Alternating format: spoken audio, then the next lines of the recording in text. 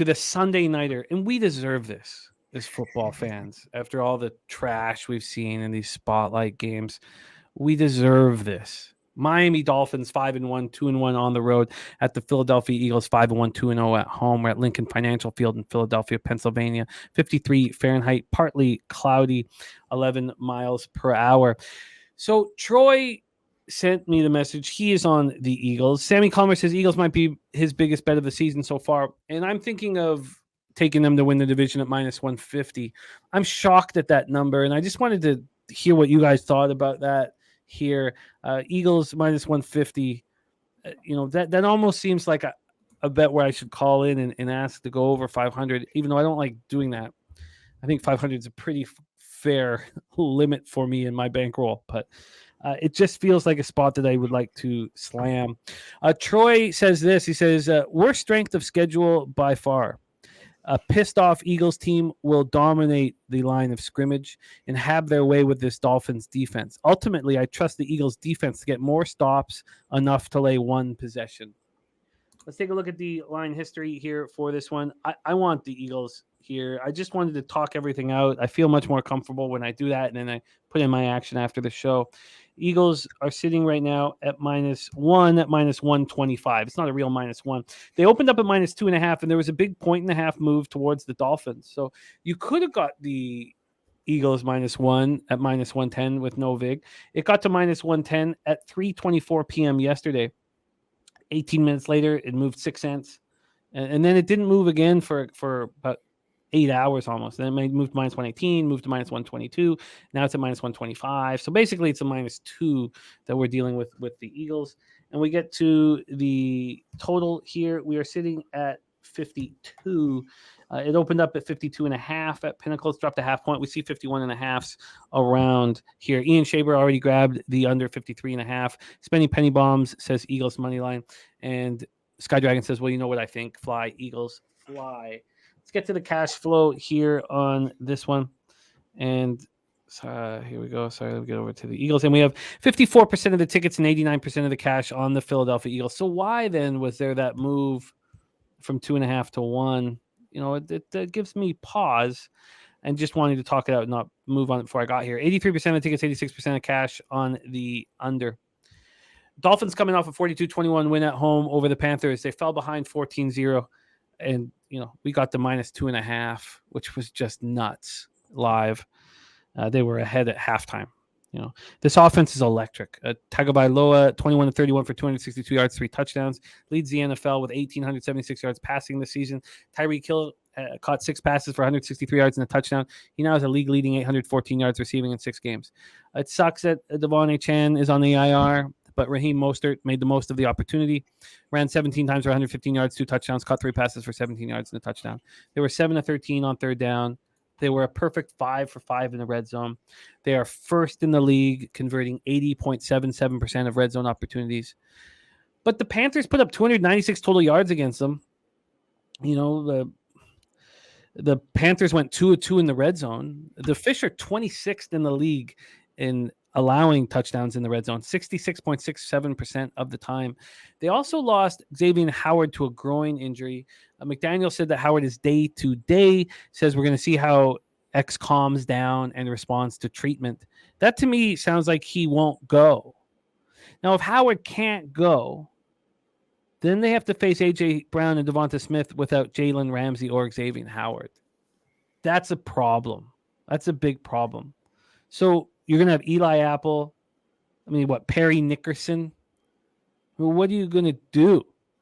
Connor Williams missed his second game in 3 weeks with a groin injury. He's not going to practice on Wednesday. And I said this off the hop. They didn't give him the contract extension. These guys who don't get extended, they're not going to risk injury for you. Right.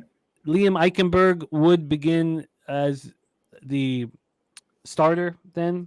So at center. So he showed improvement in his second start at center. But, Connor Williams is a Pro Bowler. So if there's no Connor Williams, there's no Xavier Howard. We know there's not going to be Jalen Ramsey. So if that's the case, then this moves to 3, I think, or at least 2.5 for sure. back to 2.5 though, which is strange. Eagles coming off a 2014 loss at the Jets. They outgained the Jets 348 to 244 in the loss. Jalen Hurts was 28 to 45 for 280 yards, touchdown, 3 picks. He also ran 8 times for 47 yards and a touchdown. He threw 3 interceptions against the Jets defense that was missing Sauce Gardner and DJ Reed, their starting cornerbacks. I mean, it's just shocking. But that's where you want to back a team. You want to back a great team after getting slapped in the face. A.J. Brown caught 7 passes for 131 yards. DeAndre Swift struggled on the ground, 10 carries for 18 yards. Got to do better. He did catch 8 passes for 40 yards. He did also lose a fumble. They were 2 for 3 in the red zone. They're currently 23rd in the league. They only are scoring touchdowns on 45.45% of their drives, red zone drives. That's not enough. That's not good enough. That should improve. Their defense was very strong. 5 sacks, 10 quarterback hits, held the Jets to 2 of 11 on third down, held the Jets to 1 of 4 in the red zone. The defense has not been good in that category. The Eagles defense allows touchdowns on 65% of opponents' red zone drives. The red zone has been a bad place for the Eagles through the beginning of the year, and you can't expect that to continue. They're just too good of a football team. Now, probably in the chat, I've got it covered right now just so I can focus on this, but Lane Johnson left in the first quarter with an ankle injury and didn't return. It's a lateral ankle sprain, and he wants to play on Sunday. He wants to be out there on Sunday. Their rookie cornerback Eli Ricks left with a knee injury in the third quarter, and Reed Blankenship with the ribs. Alan Lazard with the unnecessary roughness. The X-ray on the ribs came back negative. So there are some injury issues on both sides of the ball for these squads. Take it away for us here, Mikey. Did our you see Sunday night live stream, Dolphins Eagles. Did you see that cheap shit Lazard threw out there? I mean, it was like, and he caught him like. Where he caught him, you could see like as soon as he was going backwards in the air that he grabbed his shoulder. It's more than ribs. I mean, that's where your lungs are. It's hard to breathe when you got that type of injury going on out there. So that's a bigger injury that I think is factored into this thing. Lane Johnson. So I see you guys talking about Lane Johnson. That dude played through a groin injury last year that required surgical repair at the end of the season. So his ability to be tough is not in question. It's going to be a big impact for him because he's been playing on the right tackle side, and they already got the right guard issue with Cam Jurgens being out of there. So what we saw when he left that game yesterday, 2 nights ago, is they started doing what looked like just kind of some sloppy runs with Jalen Hurts where they weren't really getting aggressive and they were just trying to move the ball forward because they really didn't have anything on the right side to stop the rush, and they knew that they were going to continue to come in and rush. So you saw him doing a lot of quarterback design sneaks up the left-hand side of the field because that right side is just super vulnerable. Doesn't just impact the ability to stop the blitz coming in and creating a pocket for the quarterback, but your whole running game is kind of geared around being able to develop that pocket and hold those guys back so that your running backs can use their vision to find those holes. So those are a couple of big factors. The secondary issues, for the Eagles, they've already churned through 15 defensive backs this year. They had Bradbury with some injuries. Slay was out last game. Big play Slay is a big factor. They got some safety issues. I heard they were looking for some safeties before the trade deadline. They're trying to make some moves out there.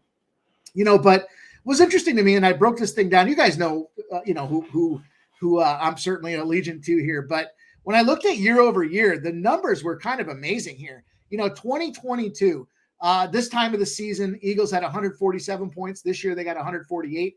Last year, 2,367 total yards. This year, they have 2,370. Last year, they had 144 first downs. This year, 143. Last year, their third down effectiveness was 44%. This year, it's 51. And they've both been averaging 5.6 yards per play in both seasons. They are right on the mark, is why I indicate that, to have a season like they did last year. And this NFC, is pretty wide open right now. But here's a big factor. So a lot of guys are talking about these Eagles and what happens. They just lost. They're coming back home. Guess what the Eagles do as a home favorite after a loss? 6-27 against the spread, 14-18 straight up.